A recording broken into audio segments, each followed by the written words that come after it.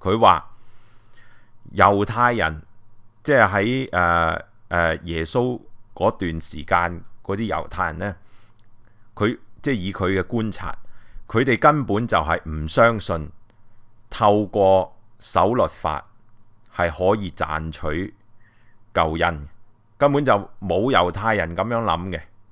OK， 佢話過去即係我哋嗰啲新約學者啊咁樣認為呢，其實係一個錯誤嘅了解，因為呢，我哋其實就係將保羅呢就當咗馬丁路德啊，你知唔知啊？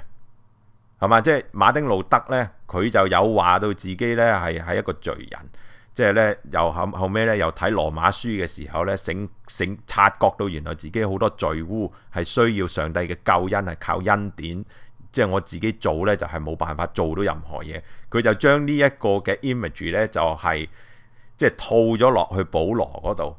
咁然之後呢，我哋就將嗰啲當時嗰啲猶太人啊，即係保羅嗰個時期嗰啲猶太人呢，係嘛，就幻想到呢，好似即係馬丁路德嗰個時期嗰個嘅天主教教會咁樣樣，係嘛？即係你話嗰陣天主教教會就的確係嘛，即係靠行為得救，但係猶太人呢就唔係咁樣諗嘅。咁佢即係你可以同佢拗嘅，係嘛？即係佢寫咗400幾頁，咁佢睇咗好多嘢，佢得出個咁嘅結論，係嘛？即係佢做咗佢嘅功課啦。咁你可以 disagree 嘅，係咪？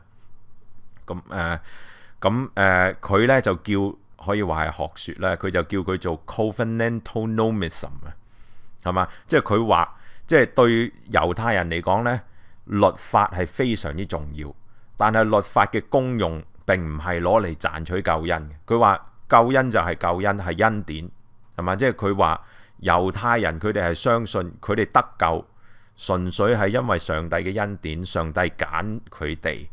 OK， 所以係即係冇乜特別原因嘅，係嘛？咁所以即係其實喺呢一方面呢，就係即係嗰個行為同個救恩係冇乜拉楞嘅。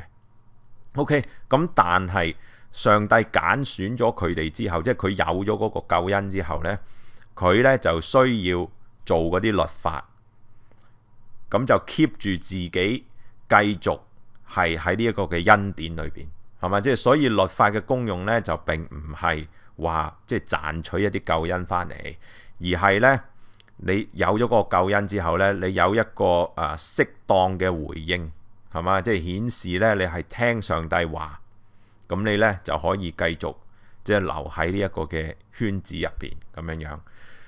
咁呢個呢，就係一個即係同以前我哋了解猶太人嘅方式呢，就係即係截然不同嘅。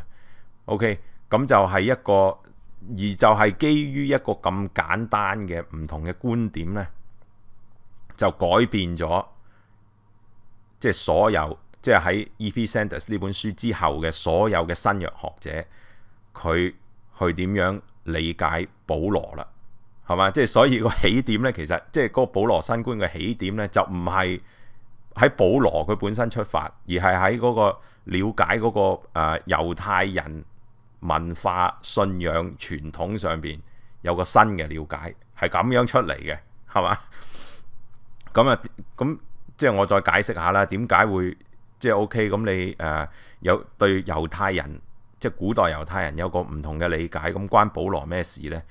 因為即係例如啊，即係我因為好複雜，我唔能夠講好仔細。即係例如因信稱義咁樣，咁一啲古舊嘅方法係咪一啲，或者我哋返主日學聽解釋咩叫因信稱義呢？咁保羅呢，就係講緊，即係你哋嗰啲咁嘅猶太人呢，就係靠行為稱義。即係所謂稱義呢，就係即係攞你嗰個嘅，即係得到你嗰個救恩啊，係咪？即係你係靠行為嘅，我唔同啊，我係靠信心嘅，係嘛？即係所以我要不斷強調因信稱義呢樣嘢 ，OK？ 咁但係如果你係除咗你之前嗰個即係不嬲戴住嗰個對猶太人嗰個有色眼鏡啊，係咪？即係你不斷喺度抹黑佢哋，話佢哋咧成日都係想靠行為稱義，係咪？而家你知道唔係喎，係嘛？E.P. Sanders 話俾你聽唔係喎，係嘛？你除咗個有色眼鏡，戴上一個新嘅眼鏡，有個新嘅角度，係咪？呢個就係嗰個新觀點啊！咁你知道，佢哋唔係靠行為稱義嘅喎，係嘛？咁保羅究竟喺度講緊乜呢？你係咪要重新審視乜嘢叫做因信稱義呢？而當然啦，即係因信稱義係喺保羅書信裏邊啊，因為我哋講到保羅神學唔可以 skip 㗎嘛呢樣嘢。咁你就需要有一個新嘅觀點咯。咁呢個就係即係有關保羅新觀嘅嘢。咁當然有好多其他複雜嘅嘢嘅，係嘛？即係例如群體啊、個人啊，係嘛？即係例如保羅佢點睇自己啊？佢係咪覺得佢自己係罪人呢？係嘛？佢點睇律法呢？係嘛？律法係咪可以完全咁樣做到嘅呢？係嘛？即係理論上係可以嘅喎。好多人話唔可以，其實理論上係可以嘅喎。因為律法佢仲包括有憲制噶嘛。即係你做衰咗，咁你憲制咁咪得咯？呢個都係律法嘅一部分嚟㗎，係嘛？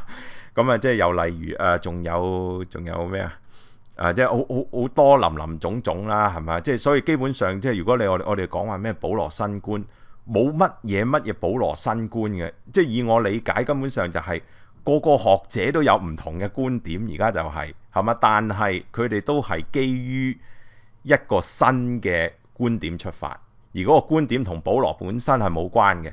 嗰個觀點就係即係頭先我哋 E.P. Sanders 裏邊講到嗰個 covenantal nomism 啊，就係講到猶太人佢哋嘅即係佢哋係即係律法對佢哋係好重要，但係佢哋守律法嘅原因並唔係因為佢哋要賺取救恩，係嘛？即係從呢一個嘅觀點出發咁樣。OK， 咁所以咧，我覺得即係呢個係其中一個例子咧。如果你係即係撇除咗你唔去了解猶太人文化、傳統信仰嘅話，即係我睇唔出你點樣可以即係可以同即係現代嘅新約研究接軌喎。你係完全聽唔明嘅喎，係咪？即係例如頭先我提到嗰啲死海古卷啊，係嘛？即係First Enoch 啊，係嘛？以諾一書啊。Ben Sira， 如果你根本冇睇過嗰啲嘢，你唔知道係乜嘢，咁你甚至乎係唔能夠斷定，係咪？即係靠你自己去斷定 E.P. Sanders 講嘅嘢究竟係真係假，係咪？你根本就你冇嗰個資料，係咪？你冇個能力去判斷。咁當然啦，即係我喺網上咧見到有啲有好多嘅華人啦，係咪？特別係大陸啊比較多啦。佢話即係呢個保羅新觀係一啲嘅異端嚟嘅喎，係咪？即係你知啲人嗰啲咁嘅教會嗰啲基督徒，逢係新嘅就係異端㗎啦，係咪？即係逢係新嘅角度就係異端。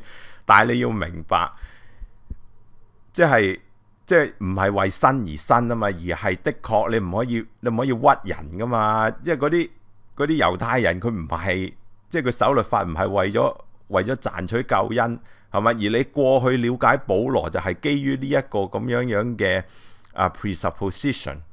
咁你而家知道咗一啲新嘅資料，係咪？你有個新嘅背景，你係帶住一副完全唔同嘅眼鏡去睇成件事嘅時候，你點可以唔有一個新嘅觀點去睇啦？係咪？即係我同埋我即係講多幾句。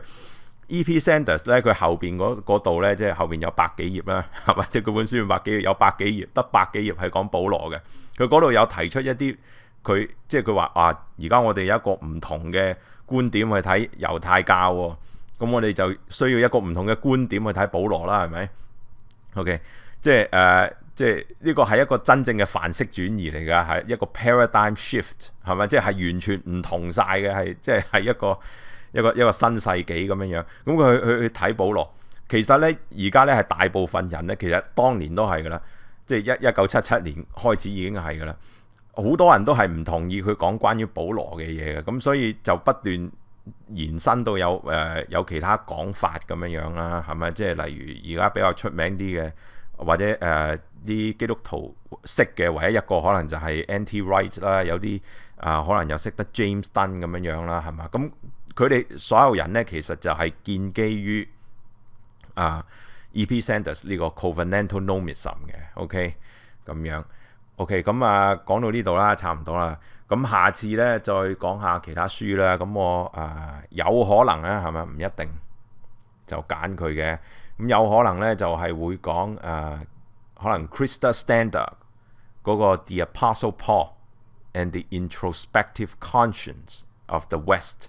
咁又係一個係1963年嘅，再舊個 E.P. Sanders 啲嘅係嘛？即係呢個咧就係一個非常之重要係嘛，同埋好即係我覺得佢係，我覺得呢篇嘢直頭係劃時代嘅係咪？咁我覺得好值得講下，咁將來又可以有機會可以講下。咁呢篇文咧係喺網上其實可以揾到嘅，你可以試下揾自己睇下。咁又或者講下其他 topic 亦都有可能嘅。OK，咁啊遲下再傾。